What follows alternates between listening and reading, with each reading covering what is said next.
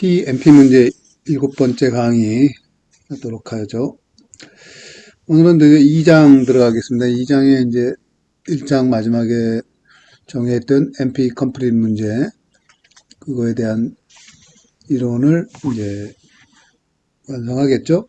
그래서 여기 보시면은 일단은 여기 기초적으로 이제 여기까지 가기 위해서 우리가 알아야 될 게 이제 요거죠. 결정 문제란 무엇인가, 언어, 그리고 부어 방식. 요거에 대해서 기초적인 내용이에요. 요걸 알고, 그 다음에 이걸 바탕으로 이제 P 클래스하고 MP 클래스. 1장에서는 그냥 인포멀하게 정의를 하고 넘어갔는데, 정의도 사실 안 했죠. 그냥 대충 얘기했는데, 이제 요거를 P 클래스, MP 클래스를 정의하게 되겠습니다. 그래서 P 클래스 할 때는 결정적 튜링 머신, deterministic 튜링 머신이고, 이거는 non-deterministic 튜링 머신이죠. 이거는 non-deterministic computation, MP 클래스 요 두 개. 이거하고 이거 쌍으로 나오는 거죠, 항상. 그래서 이제 정의를 하고, 그 다음에 P와 MP와의 관계를 좀 보고, 그 다음에 이제 다항 변환과 MP 완전성, 이제 1장에서 나왔던 내용을 구체적으로 다루게 되겠습니다. 그래서 요것들에 대한 내용을 최초로 이제 정의한 사람이 이제 쿡이죠. 그래서 쿡의 정리에 대해서, 쿡의 정리를 증명이 좀 길긴 하지만 쿡의 정리 증명까지 쭉 해서 하면 이제 기본적인 PMP 문제에 대해서 완성을 하게 되겠습니다. 그러면 이제 처음에 시도했던 우리가 알고자 했던 거에 대해서 거의 다 알게 되는 거겠죠. 자, 그래서 이 장에서 공부할 거는 이제 여기 쭉 얘기가 나오는데, 이제 우리가 다루고 있는 건 문제 아니에요, 문제. 어떤 문제? 인간이 닥치는 문제, 일반 생활이나 실생활이나 아니면 이론을 전개할 때. 그 문제라는 건 뭐냐? 그걸 갖다 이제 결정 문제로 다 다루게 될 거예요. 그래서 모든 문제는, 모든 문제라 그러면 좀 그런 게 있긴 하지만, 일단 우리가 이제 다루는 문제들을 결정 문제, decision problem으로, 일장에서 나왔던 얘기죠. 결정 프로그램, yes, no question이죠. 쉽게 얘기하면 결정 문제, 그걸 해결하는 것을로 할 거예요. 그러니까 우리가 다루는 모든 문제를 결정 문제로 다 바꿀 거고, 그리고 결정 문제를 풀 수만 있으면 이것도 다 해결할 수 있다. 그거에 대한 설명이 이제 쭉 나올 텐데, 뭐 그렇게 명확하게 이 책에서는 다루고 있지 않지만 그래도 가능한 결정 문제를 다루면 이런 모든 문제를 다루는 거하고 같다. 이퀴밸런트하다는 얘기를 할 거고, 그 다음에 그 결정 문제를 다룰 때 우리가 중요하게 여기는 건 뭐냐, 이 결정 문제를 언어로 다 바꿔요. 언어, 랭귀지라고 하는데, 여러분이 보통 생각하는 랭귀지는 아니고 오히려 그 컴퓨터 사이언스에서 프로그램 랭귀지죠. 그 랭귀지하고 오히려 더 가까운 개념이에요. 언어.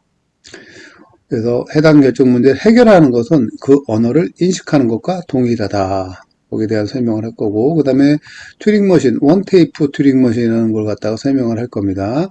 그래서 클래스 P를 설명을 할 거고, 그 다음에 이 원테이프 튜링 머신에 추측, guessing 능력을 추가할 거예요. 여기서 능력이라 그랬죠. guessing 능력. 이거 이제 처음에 읽으면 이게 뭔 말인가. 저도 이제 처음에 이걸 할 때 이게 뭔 말인가 이해가 잘 안 가는데, 사실은 이게 선입관 때문에 오히려 더 이게 이해하기가 힘들어요. 선입관. 우리가 지금까지 다루었던 그런 문제를 다루었던 그런 방법이나 그런 거하고 완전히 좀 다른 개념으로 접근하는 거라, 추측하는 능력을 기계한테 부여를 하는 거예요. 그러니까 이 기계라는 거에 대해서 그냥 단순한 기계, 뭐 빵 찍어내는 기계, 뭐 그런 식으로 이렇게 생각을 하면 이 기계를, 튜링 기계를 그런 식으로 생각을 하면 이 추측 능력을 부여한다는 게 이게 마음에 확 안 닿아오거든요. 그래서 이제 어려워하는 건데 학생들이, 그냥 가장 쉬운 건 AI라고 생각하시면 돼요. AI가 있는데 거기다 추측하는 능력을 추가한 거예요. 그 추측하는 능력을 추가한 게 바로 비결정론적 튜링 기계예요. 알겠죠? 비결정론적 튜링 머신. 그래서 요거를 정의하고 요거를 가지고 MP를 정의합니다. 그래서 여기서 P 클래스 먼저 결론을 얘기하면 클래스 P는 이 원 테이프 튜닝 머신으로 당 시간 안에 풀 수 있는 모든 문제, 그걸 클래스 P라 그러고, 그 안에 들어간다 그러고, MP 클래스는 뭐냐면, 어떤 문제가 이 비결정론적 이 튜닝 머신에, 보통 그냥 비결정론적이라고 할 때 튜닝 머신이라고 잘 안 하는 경우도 많은데, 비결정론적 튜닝 머신에도 상관없어요. 그 비결정론적 튜닝 머신으로 이것도 마찬가지로 어느 시간? 다항 시간, 이것도 다항 시간이에요. 기계가 다를 뿐이야. 그러니까 AI라고 생각하시면 돼요. AI, 이건 그냥 기본적인 AI, 스탠다드 AI고, 이거는 추측하는 능력까지 가지고 있는 AI, 이렇게 생각하시면 됩니다. 요즘에 AI가 많이 주변에서 이제 언급이 되기 때문에 오히려 강의하기는 상당히 편해졌어요. 옛날에 이거 이해시키기가 진짜 힘들었어요. AI라는 개념 자체가 없었기 때문에. AI로 얘기를 하면 쉽네. 이거 AI라고 생각하시면 또 그렇게 틀린 얘기는 아니니까. 그래서 P와 NP를 정의를 한 다음에 그 둘 사이의 관계를 갖다가 얘기를 할 겁니다. 그래서 논의한 뒤 한 언어를 다른 언어로 변환하는 다항식 변환 개념을 다룰 거예요. 그래서 여기서 이제 P와 NP 관계를 얘기한다는 건 어떤 문제가 P에 속한다, NP에 속한다. 그러면 NP에 속하면 P에 속하냐. 얘네 둘이 클래스가 같은 거냐. 그러니까 이게 문제들의 집합이죠. P나 NP나 문제들의 집합이에요. 문제들의 집합. 어떤 문제가 원테이프 튜링 머신의 다항 시간 안에 풀리면 P 클래스에 속하는 거고. 알겠죠? 그래서 P와 NP 사이의 관계. 그래서 우리가 요즘에 이제 P가 NP하고 같으냐, 이 두 클래스가 같으냐, 이게 이제 아직도 오픈 프로그램이죠. 오픈 프로그램입니다. 자, 그리고 맨 마지막 장에서 이제 NP 완전이라는 걸 갖다가 정의를 하고, 그래서 이제 첫 번째 확실한 예를 제공한 쿡의 근본 정리. 그래서 이게 쿡의 정리에서 다루는 이유가 문제가 다루는 정리가 뭐냐면 문제가 뭐냐면 언제 NP 컴플릿에 속하느냐. 알겠죠? 그거에 대해서 다루고 있는 거고. 그 사실 SAT 문제죠. SAT 프로그램, Satisfiability 프로그램이 이 NP 컴플릿 문제다. 그거에 대한 이제 증명. 그걸로서 이제 여기서 이 장을 마지막으로 끝맺음을 하게 될 겁니다. 자, 그러면 이제 처음에 이제 좀 기본 지식이 필요하기 때문에 기본 지식이 요 결정 문제, 그리고 언어, 그 다음에 부호와 인코딩이라고 하죠. 인코딩 방식에 대해서 설명을 하겠습니다. 그래서 결론을 얘기하면 모든 문제는 결정 문제다. 그리고 결정 문제는 언어로 바꿀 수가 있고, 그 언어로서 우리는 해결을 할 수 있다. 문제를 풀린다. 그런 걸 갖다가 이제 얘기를 할 수 있다. 이거예요. 그리고 이제 컴퓨터로 바꾸려면, 언어로 바꾼다는 게 사실은 이제 부호화한다는 거거든요. 그래서 어떤 식으로 부호화하느냐, 그거는 전혀 지장을 받지 않는다. 어떤 식으로 하든지 간에 그건 별로 차이가 없다. 그걸 얘기를 하고 싶은 겁니다. 자, 그럼 여기 결정 문제라는 얘기가 나왔어요. 결정 문제는 디시전 프로그램은 NP 완전성 이론은 결정 문제만 적용되도록 설계되어 있는 거예요. 그러니까 모든 문제를 우리가 다루고는 컴퓨터 사이언스나 이제 일반 우리가 과학을 다룰 때 다루는 모든 문제는 결정 문제로 바꿔야지만 이 NP 컴플릿성 이론을 적용시킬 수가 있는 거예요. 사실은 그런 식으로 설계가 되어 있는 거예요. 처음부터. 그래서 디시전 프로그램은 1장에서 얘기했듯이 예 또는 아니오로 대답할 수 있는 yes, no 퀘스천이에요. 그 20곡의 문제 있잖아요. 그 문제 여러분들 20곡의 게임 있잖아요. 그걸 해보셨으면 이제 이게 이해가 할 건데, 그래서 이 결정 문제 디시전 프로그램 yes, no 퀘스천을 20번만 하면 여러분이 그 사람이 뭔 생각을 했는지 그걸 알아맞힐 수 있죠. 거의 다 알아맞힐 수 있습니다. 그건 왜 그러냐면 2의 20승까지의 경우가 있어요. 이게 yes, no니까 두 가지 아니야. 근데 20문제면 20이거든. 그러면 두 가지 곱하기 계속하면 2의 20가지 승의 그 케이스가 있는데 그걸 계속 질문을 함으로써 맞출 수 있는 그걸 이제 생각하면 이 문제가 왜 모든 문제를 결정 문제로 바꾸는지 그거에 대해서 여러분이 이제 알 수가 있을 거예요. 20문제 퀘스천. 20문제 게임이 무슨 건지 모르면 한번 웹사이트 한번 찾아보세요. 그럼 거기에 자세히 나와 있습니다. 그걸 읽어보면 왜 사람들이 이 결정 문제를 그렇게 중요하게 여기는구나를 이해할 수 있습니다. 물론 여기서 얘기를 할 거지만 그게 좀 이해하기 어렵다 그러면 그냥 그 정도로 피상적으로 이해하고 넘어가도 충분합니다. 전공을 해가지고 여기서 논문 쓰지 않는 이상은.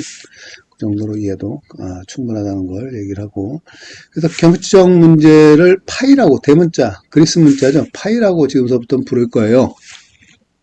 그리고 인스탄스 집합 DN이에요. 인스탄스 집합을 DN, 파이, 문제가 결정 문제 파이가 있고, 인스탄스, 그 문제에 대한 인스탄스, 입력이죠, 입력. 인스탄스 집합, 구체적인 숫자라 그랬죠, 인스탄스는.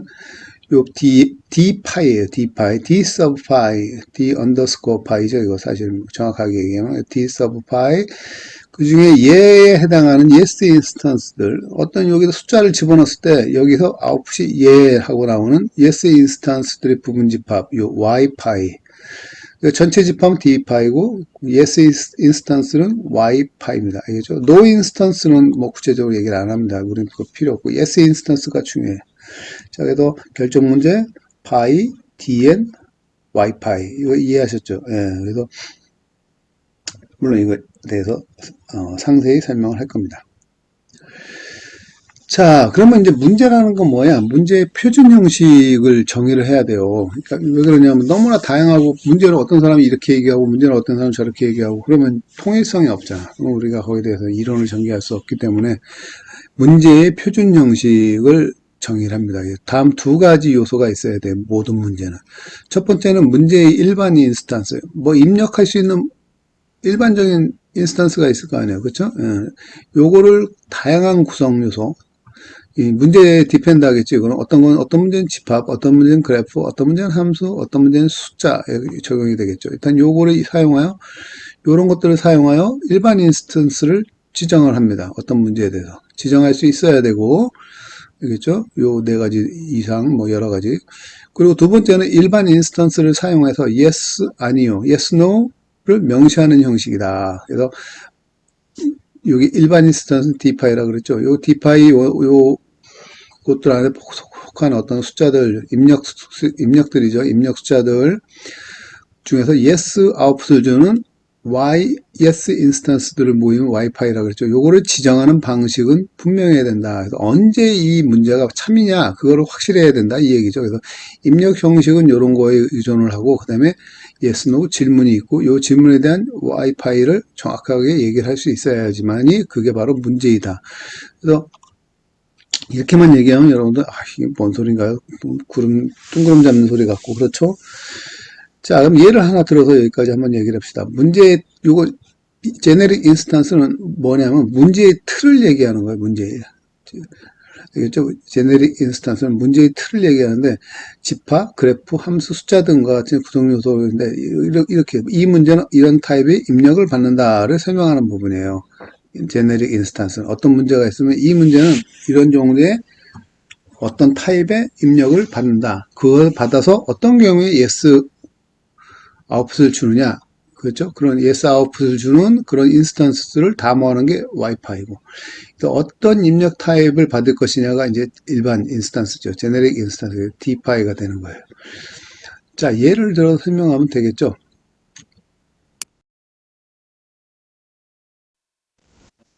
들어볼게요. 크릭 문제가 있는데, 이건 좀 배경 지식이 있어야지 이 예를 이해할 수가 있어서 이해가 좀 길어질 것 같아요. 일단 먼저 문제를 볼게요. 여기서 이제 제네릭 인스턴스 앞에서 설명했던 제네릭 인스턴스 뭐냐면 이제 요거죠. 문제의 표준 형식에서 일반 인스턴스하고 Y 인스턴스 이 두 가지 일반 인스턴스, Y 인스턴스 두 가지 이제 핵심적인 단어를 꼬집어내면 그건데 이 일반 인스턴스가 있어야 된다 그 얘기예요. 일반 인스턴스 다양한 구성을 사용하여 지정하는 형식이다 그렇게 되어 있는데 이제 여기서 제네릭 인스턴스는 그래프예요. 그래프는 이제 그 점과 그렇죠? 점이 이렇게 있으면 점과 점을 잇는 요 선이에요. 아주 단순하죠. 예, 단순한 건데 이게 이제 컴퓨터 사이언스, 컴퓨터 과학에서는 없어서는 안 되는 아주 중요한 도구죠. 제네릭 인스턴스는 그래프하고 G라는 그래프하고 K가 주어져요. K는 이제 자연수예요. yes, no 퀘션은 이렇게 됩니다. 그래프 G 안에 크기가 K 이상의 크릭이 존재하는가. 그러니까 크릭이 뭔지는 모르겠지만 일단 여기서 이제 안다고 여러분들 간주를 하시고 그래프 안에 있는 거예요. 그래프 안에 있는 크릭이 크기가 K 이상, 그러니까 맥시멈이죠. 맥시멈 가장 큰 크릭, 가장 큰 크릭은 무엇이냐 그런 거죠. 그래서 크릭 K 이상의 크릭가 존재하느냐. 존재하면 yes, 그렇죠? 존재하지 않으면 no가 될 거예요. 그래서 어떤 문제는 이런 두 가지 이렇게 이걸로 구성이 됩니다. 그래서 generic instance, y 인스탄스에 대해서는 yes, no question이 당연히 들어가야 되겠죠. 그래서 y 인스탄스보다는 yes, no question이라고 봐야 되겠네요. 그래서 요 두 가지, 그렇죠? generic instance, y no question. 요 두 가지가 딱 지정이 되면 이제 문제가 하나 완성이 되는 거예요. 그래서 요 문제를 갖다 우리가 뭐라고 부르냐면 크릭 문제라고 합니다. 아주 유명한 문제고 이 문제도 사실 결론 얘기하면 NP 컴플릿 문제입니다. 그래서 요게 바로 위에서 얘기한 표준 형식이에요. 표준 형식. 문제의 표준 형식. 여기 있잖아요. 표준 형식. 어떤 문제를 설명하는 아주 정확한 포맷이죠. 그래서 이런 식으로 제네릭 인스턴스는 뭐고 거기에 대한 yes, no question 뭐다 이렇게 얘기를 합니다. 그래서 여기서 이제 인스턴트 집합 define은 문제파의 모든 가능한 입력을 얘기하는 거겠죠. 그러니까 이해해서 여기서 이제 그래프 G 요 크릭 문제는 G는 이제 어떤 특정한 그래프가 되니까 어떤 특정한 그래프니까 모든 그래프가 다 여기 올 수는 있어요. 근데 그 중에서 이제 하나가 여기 와야 되겠지. 이 문제를 만들려면 그래서 그래프가 바뀌면 다른 문제가 되는 거죠. 그렇죠? 그래서 K가 또 4가 왔어요. 그래서 이제 G는 어떤 특정 그래프고 K는 4가 됐어요. 특정 그래프라는 건 구체적으로 그래프가 주어진다는 거예요. 알겠죠? 그래프가 구체적으로 주어져서 아까처럼 뭐 이런 그래프가 주어진다든지. 그렇죠? 그리고 K는 4. 이렇게 실제 값을 넣어. 이게 사실 특정한 실제 값이에요. 실제 값이 뭐 숫자만 얘기하는 게 아니라 이런 그래프도 어떤 실제 값이 되는 겁니다. 그래서 실제 값을 넣으면 이것이 디파이의 한 원소가 되는 거예요. 알겠죠? 디파이의 한 원소가 되고, 이 디파이의 한 원소가 되는 거고, 그래서 이제, 이게 이제 한 특정, 이 그래프가 바뀌면 문제가 달라지지만, 이 디파이, 제네릭 인스턴스 안에 들어가겠죠. 그래서 문제가 쫙 다양하게 나오겠죠. 그렇죠? 그래서, 하지만 이제 요게 결정이 되면, 거기에 대한 y 인스턴스는 뭐냐면 yes 인스턴스는 d파이 중에서 답이 y yes인 것들의 집합이 되겠죠. 그렇죠? 그래서 요거 이제 구체적으로 들어가면 요게 바로 d파이 한 원소가 되는 거죠. 그래서 예를 들어보면 이제 g가 k4로 주어졌고 k는 4라고 주어졌어요. 알겠죠? 그리고 k, k4, 4 요거 질문이죠. yes, no question을 질문했을 때, 요 두 개는 뭐다? 와이파이다. yes 인스턴스다. 이거예요. 알겠죠? 그래서 이 문제에 대해서, 크릭 문제에 대해서 요거는 하나의, 요 쌍이죠. 요거 제네릭 인스턴스가 되고, 제네릭 인스턴스이면서 yes, no question을 했을 때 요게 yes 인스턴스거든요. 이 제네릭 인스턴스 중에 얘는 yes 인스턴스가 된다. 그래서 K4, 4, K4 요거고, 4, 얘는 이렇게 돼요. 이게 무슨 말인지 이제 이해를 못할 텐데, 다음에 이제 설명을 할게요. 그렇지. 그래프에 대해서 좀 설명을 해야지 이 크릭 문제가 구체적으로 어떤 문제인지 이해를 할 수 있을 거예요. 자, 그래프는 아까 얘기했듯이 점하고 선으로 된 거예요. 점이 하나짜리면 점이 딸랑 하나 있어요. 선을 그을 수가 없죠. 그렇죠? 점이 하나이니까.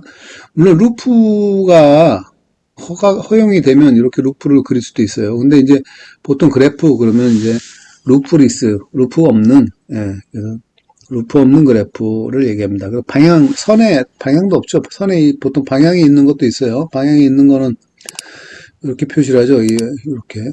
그렇죠. 레이블 두면 여기 1, 버텍스 1, 점 2 이렇게 해가지고 1에서 2로 가는 선 이렇게 얘기를 하기도 하는데 우리가 그냥 보통 그래프 그러면 이제 이렇게 아주 방향도 없고 루프도 없고 허용하지 않고 그렇죠.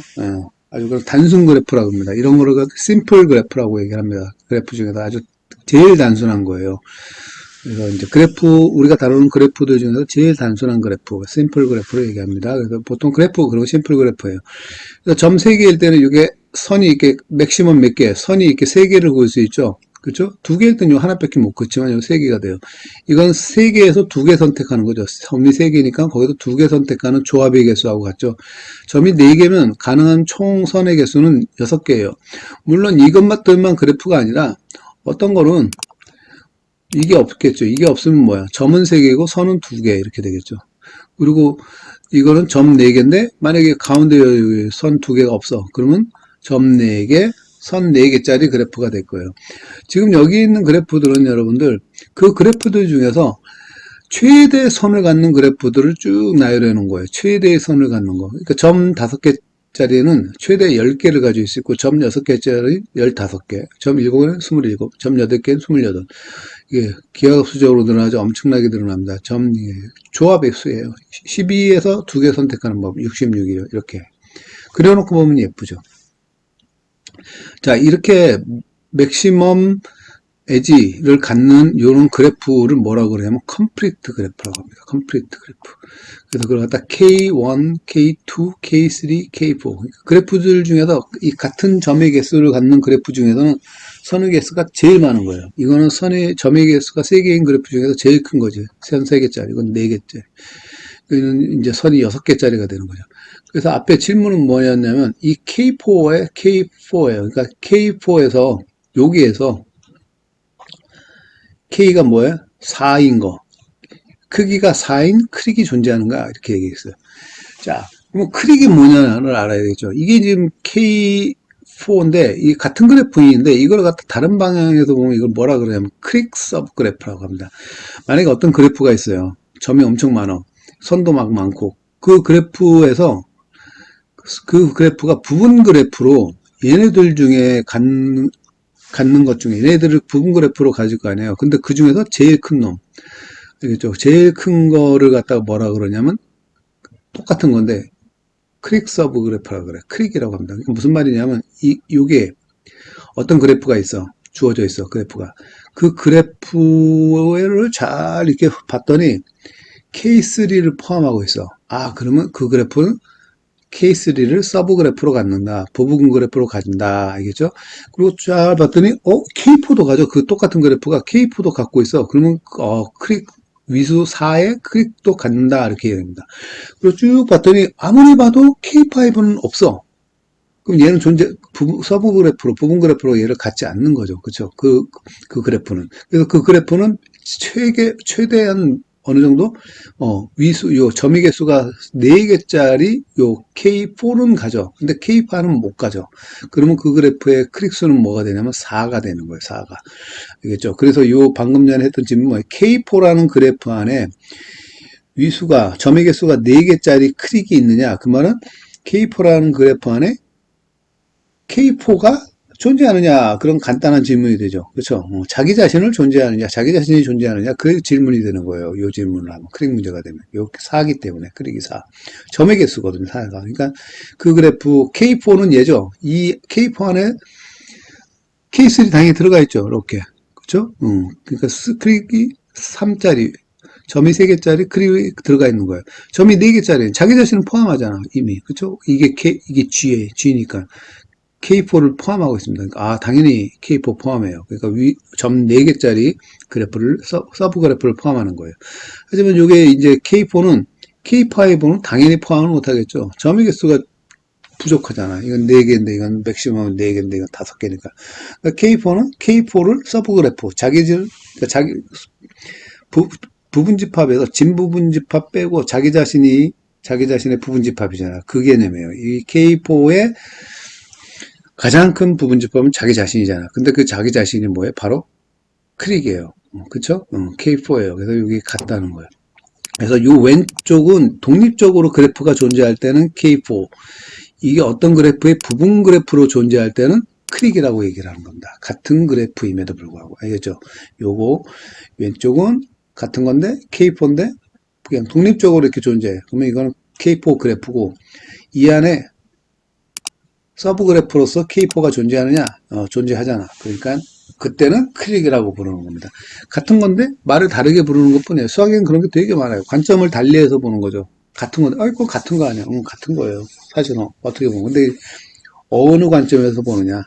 일반적인 그래프 G 안에 그 K1, K2, K3, K4가 존재하느냐 그걸 보는 거면 크릭이고 그냥 그래프 그 자체가 그냥 완전 그래프 점 4개짜리 완전 그래프를 K4 모든 선이 다 있는 거지. 점 8개짜리 완전 그래프 28개 다 있는 거죠. 그래서 그러면 이제 이 문제가 이해가 가시죠. 그래프가 주어지고 K가 주어져요. 그 그래프 안에 K1 존재하냐 보고 K2 존재하냐 이게 K가 1이면 K1 존재하냐 그런 얘기고 이 그래프 안에 K가 2면 크릭 2 K2가 존재하느냐 물어보는 거하고 같고 그리고 K가 3이면 K3 존재하냐 K가 4이면 K4 존재하냐 그거예요. 그 yes no 퀘스천이 되는 겁니다. 그래서 얘를 마지막으로 하나 두고 이게 그래프를 이제 이렇게 합시다. 이 그래프는 점이 몇 개냐 하면 이게 23개인가 그럴 거예요. 점이 23개인데 선이 그렇게 많지 않죠. 이렇게 있어요. 여기서 이제 K1 존재해요. K1 존재하죠. K1. 요거 하나니까. 그쵸? K1. 점 하나짜리 존재하죠. K2 존재하죠. K2 아니에요, 여기 그냥. 점 두 개 있고, 아무 그래프나 괜찮아요. 아무 점이나 괜찮아요. 존재하잖아요, K2. K2는 엄청 많죠. K3. 존재하죠. 삼각형 존재하잖아요. K3. 점 3개, 선 3개. K3 존재해요. 점 4개. 여기죠, 요거. 파란 거. 이 다크 블루. 요게 바로 K4예요. 또 있죠. 여기 또 있어요. K4가. 그쵸? K4가 존재해요. 여기 K4예요.